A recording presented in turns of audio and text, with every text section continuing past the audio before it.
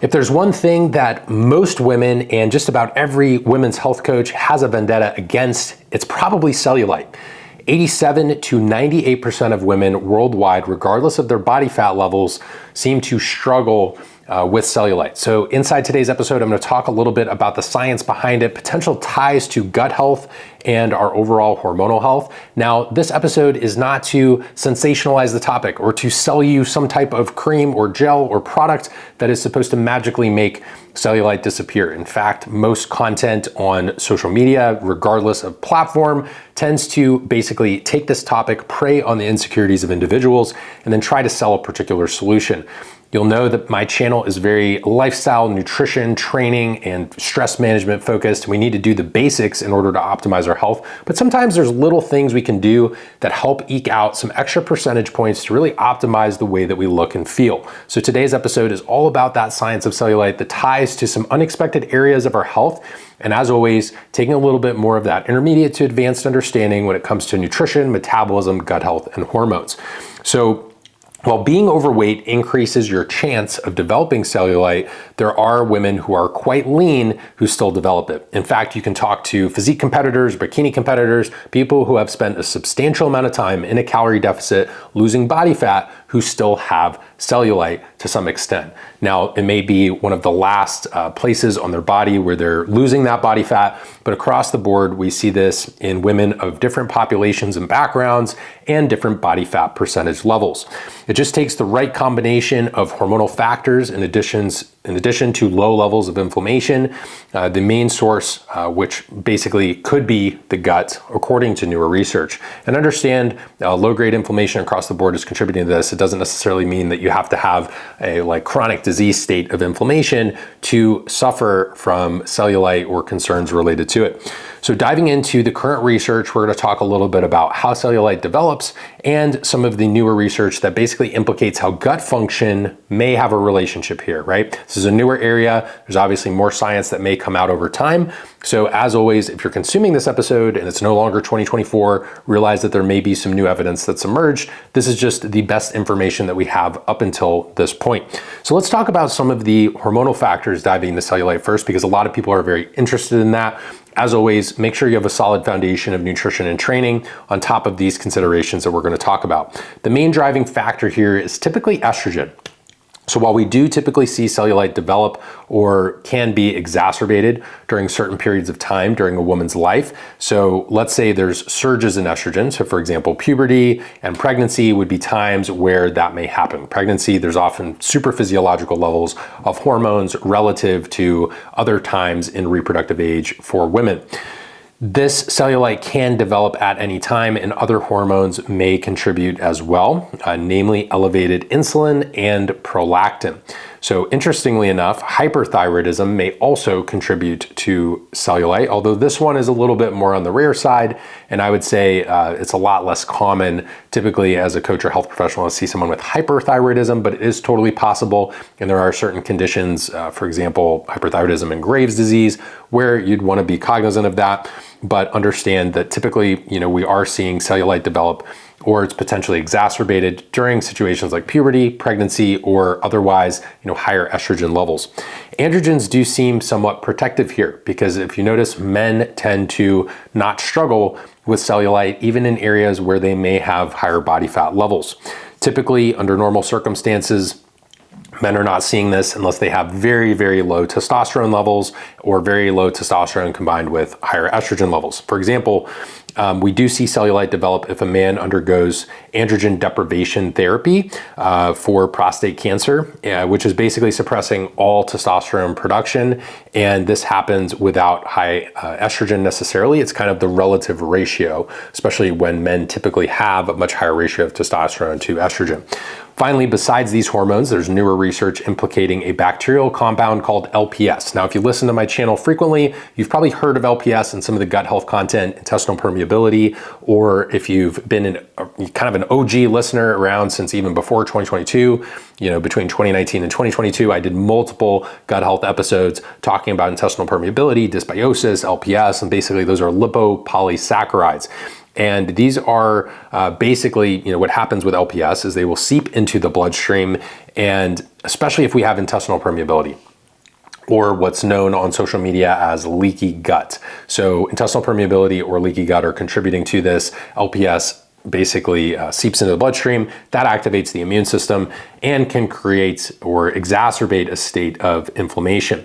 LPS is generally that source of low-grade systemic inflammation when we look at most individuals, because understand that many individuals have, intestinal permeability, or what's known kind of casually as leaky gut in social media, who maybe don't have like a full-blown autoimmune condition or chronic disease or dysregulated immune system. But what happens here is when that LPS is generally kind of activating the immune system, we do see low-grade systemic inflammation in many of the body's organs, and it may play a role in terms of how cellulite is actually developing. Now, troubleshooting your gut health, if you have gut symptoms like constipation, loose stool, stomach distension, or bloating, or acid reflux, is very, very important. But not all people necessarily have those symptoms manifest. They may just be seeing, something like cellulite emerging, and so they have questions in terms of how to potentially rectify that. It's important to note that intestinal permeability is seen in many states where we don't have these overblown gut symptoms, right? We're not terribly bloated after meals or having completely loose stool or diarrhea or incredibly constipated, right? It may land somewhere in the middle. Now, there certainly are folks who will have those symptoms and also have that issue that we've talked about in terms of intestinal permeability and the health of the gut barrier. But overall, we want to make sure that we're, appreciating the fact that not everyone is going to have full-blown gut issues when there's inflammation present. In fact, we may see this on serum labs in the form of a acute phase reactant, like a highly sensitive C-reactive protein marker, even if they don't have full-blown gut symptoms. Now, other things can contribute to this inflammation: obesity, high levels of insulin resistance, birth control usage, autoimmune disease, and some other cases will lead to that intestinal permeability or leaky gut that we talked about. Speaking of birth control, though, you might be wondering if contraceptives containing a type of synthetic estrogen may play a role in cellulite formation. And while there haven't been any larger scale studies, it's certainly something that we could mechanistically think about how this might happen. There's a good amount of smaller studies showing that estrogen containing birth control pills do induce or exacerbate cellulite. And now this could be possible because synthetic estrogens or ethinyl estradiol seem to really activate that estrogen receptor and have a pretty strong binding affinity there. So having the synthetic estradiol, not only are we getting the concentration that's present in the birth control, but it may act ever so differently or ever so slightly differently than what we see with bioidentical estrogen or a woman's own estrogen that she's producing endogenously, basically her own body making it during the course of her regular menstrual cycle. The mechanism does seem to make sense here when it comes to oral contraceptives and cellulite. In general, this will raise levels of inflammation, oxidative stress, gut permeability, and if we have higher doses of ethinyl estradiol on top of that, it does seem like the potential recipe for cellulite, and that can definitely be an unwanted concern for a lot of women. Now, let's look at some of the main factors that are actually going to potentially, tie into the appearance of cellulite, and we'll go then a layer deeper after that. Cellulite involves increased fat cell size and, particularly in the glute and thigh area. So we're seeing increased fat cell size and then also particularly in the glute and thigh. Now, this is basically the hypertrophying of fat cells. We're seeing fluid retention around those fat cells. So not only are these bigger fat cells or increased fat cell size, but we're also seeing fluid retention around those cells. Then changes in the collagen and extracellular matrix or structure that's holding it together, and this results in kind of that dimply appearance that comes with cellulite. For a little detail, the area in the glutes and back of the thighs containing a very high amount of a specific type of stem cell, which when stimulated by estrogen can turn into fat cells.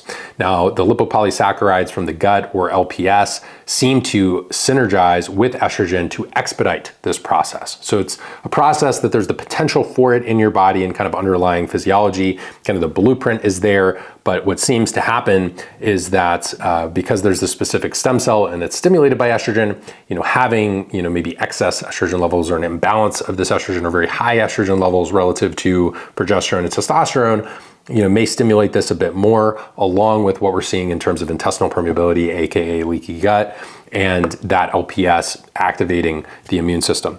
Then estrogen and inflammation, in addition to insulin resistance, if present, causes an inappropriate formation of collagen fibers and changes in their structure, which also may lead to changes in microcirculation, which is basically circulation at that level that we're talking about across the board in terms of cellulite. Estrogen causes fluid to leak out of the small arteries here, which causes edema or fluid retention around the fat cells in these areas as well. Remember, we mentioned there's a little bit of that extra fluid around these fat cells that have already hypertrophied in size, or basically have grown in size. So again, to summarize all of this, the increased fat cell, the fluid retention, the changes in the collagen matrix or extracellular matrix that's there, and the structure that's kind of holding it all together, all contribute to that dimply appearance that people really tend to dislike or feel as if it is unsightly or they want to change. So what can we potentially do about it? Is there any evidence as far as stuff that we can do to attack this? We know from just a general fat loss perspective, right? We're always educated that you cannot necessarily spot reduce fat. We need to get into an energy deficit or calorie deficit along with healthy movement practices and exercise. But a lot of this emerging evidence seems to suggest that we do need to pay attention to our gut health and our hormones in addition to our nutrition and exercise, if we are looking to really, maximize kind of this attack on the unwanted cellulite. So the scientific literature has a few suggestions here. I'm gonna break it down for you, and then we'll kind of wrap up today's episode. The first things first, we wanna make sure our lifestyle is buttoned up, including our gut health. So this means limiting that multi-ingredient, hyper-palatable, standard American diet food or processed food that should be replaced with single ingredient whole foods for the most part as the bulk of our diet, including good amounts of micronutrients, vitamins and minerals, antioxidants, and things of that nature.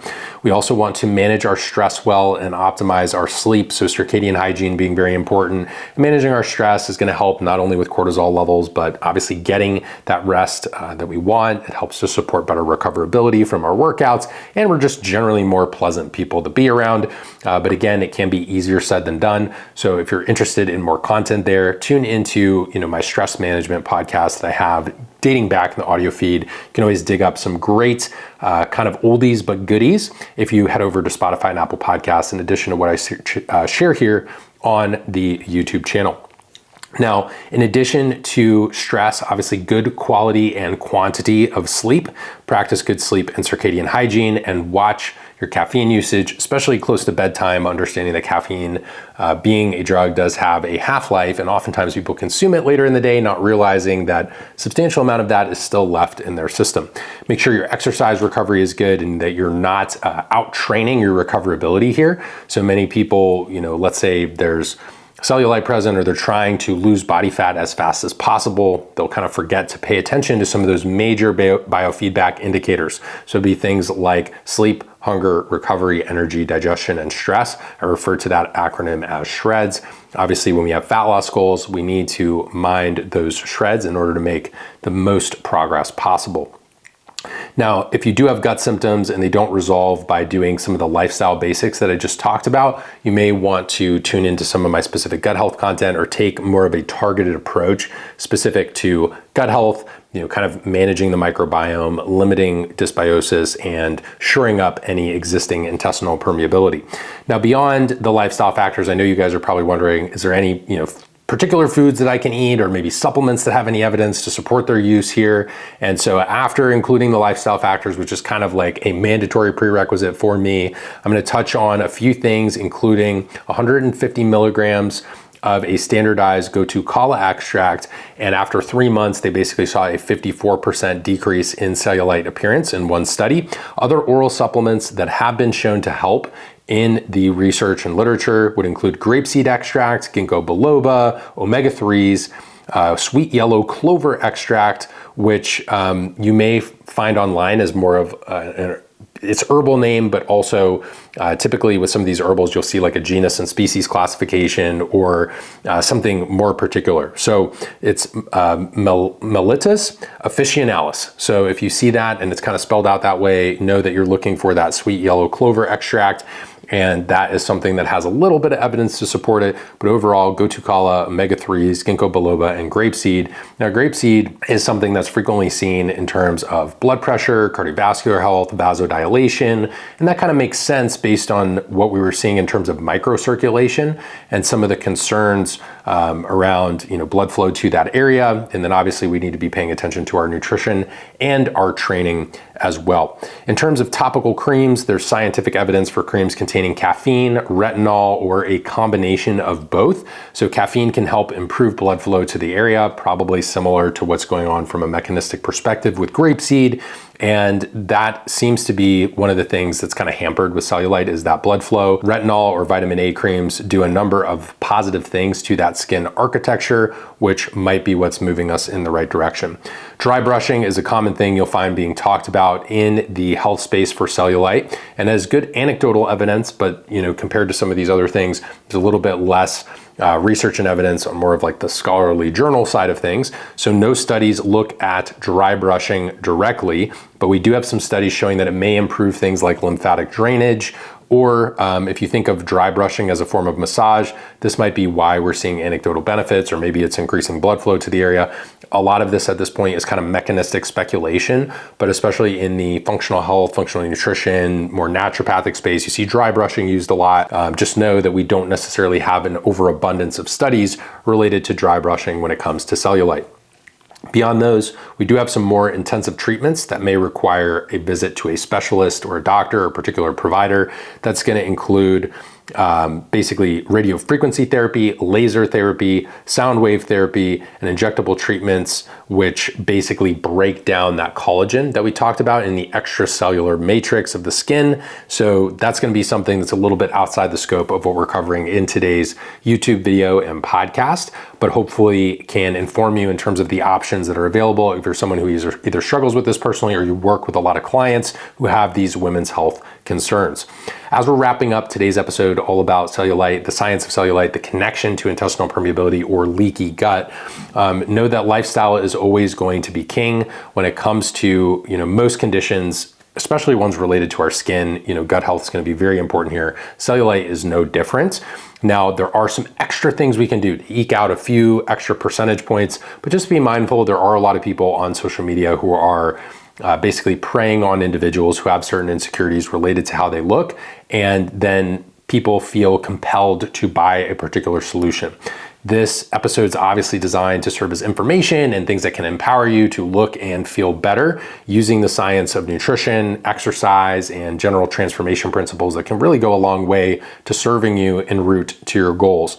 A good regimen that wouldn't require going to your doctor, and just some foundational basics that you can have here would be, making sure your micronutrients are covered and getting a good quality omega-3 with EPA and DHA, making sure we're upwards of 1,000 milligrams on the EPA DHA, and combining an oral supplement of at least potentially gotu kola, but maybe incorporating grapeseed, ginkgo biloba, sweet clover, or a topical cream that may contain caffeine or retinol, or a combination of both. That would be something that has some evidence to support its use, along with doing some of the basics, getting our resistance training in, getting our movement in, and obviously doing some of the lifestyle factors I talked about. Sleep is going to be one of those key modulators of inflammation. So if you're looking to knock out that cellulite, definitely making sure sleep is on point, because that's going to support your gut health, it's going to support your skin, and so much more. And also maybe include some massage or dry brushing, especially if it's something you enjoy, if it's relaxing for you, and if you anecdotally see benefits, that experience is still valid. Even if we don't have an overabundance of scientific literature on the topic, there are plenty of people who report positive benefits from some type of dry brushing or massage related to their skin and the overall benefit of that, and potentially improving cellulite. And some folks significantly, and other folks maybe it's just kind of a minor difference, but it may be worth a shot, right? You can't really, knock it until you try it. Beyond those things, if it's really bothersome to you, again, there are some treatments available through a dermatologist or specialist, but that is going to be a little bit beyond what we're talking about, particularly in terms of my channel, which the name of the game is nutrition, metabolism, hormones, gut health, and just general health optimization, and things we can do from the perspective of improving our overall quality of life, performance, and longevity. in the process of pursuing some physique goals, or maybe you're trying to prep for, it could be anything from a race to just being able to keep up with your kids. So we've got a lot of different listeners on the channel, some of which are health and fitness professionals themselves, and then other folks are just soaking up this information because they want to approach their training and nutrition in the best way possible. If you are interested in learning more about nutrition, metabolism, hormones, and gut health, and you are a health and fitness professional who's looking to be able to take that elevated approach with your clients, solve more complex problems, and feel confident in that process while building a business as an in-demand expert, head over to metabolismschool.com to learn more about the nutrition and metabolism specialization program today. We've had many clients who have submitted progress photos over the years, and what they're seeing is those visible skin improvements, whether it's cellulite or acne, all while also dropping body fat, because we're improving that internal health and optimizing the state of their physiology, not just solely kind of racing to the bottom with their calories and only focusing on sets, reps, and macros, which is kind of overly common in the health and fitness space. Those things are still important, but they're not the only things, and they're certainly not a way to stand out from a crowded sea of health and fitness professionals. If you're in your own transformation, check out my book, Metabolism Made Simple, and my podcast, obviously here on the channel, so Sam Miller on YouTube, and then Sam Miller Science on Apple Podcasts and Spotify. It's a great place to learn more, whether you're a coach or in your own transformation. If you learned something new today, which I think most of you did, I don't see anyone else covering this science about cellulite, intestinal permeability, the conversation around gut health and hormones. If this is something that was informative for you, change your perspective, helped you feel empowered to maybe make a change related to your skin and body fat, or you're going to use this information to help someone else or make content of your own if you're a health and fitness professional, please share the show. You can do it one-on-one the old-fashioned way, sending a message. You can drop that 5-star rating and review if you are listening on the audio feed. And if you're on video here, give it a thumbs up, leave a comment, support the algorithm. That helps other people see this content as well. You can screenshot the show, tag me, I'm at Sam Miller Science. I'd love to talk to you about what you've learned or other content that you would like to hear or essentially explore in the future through this channel. I appreciate you guys tuning into today's episode, and I will talk to you in the next show.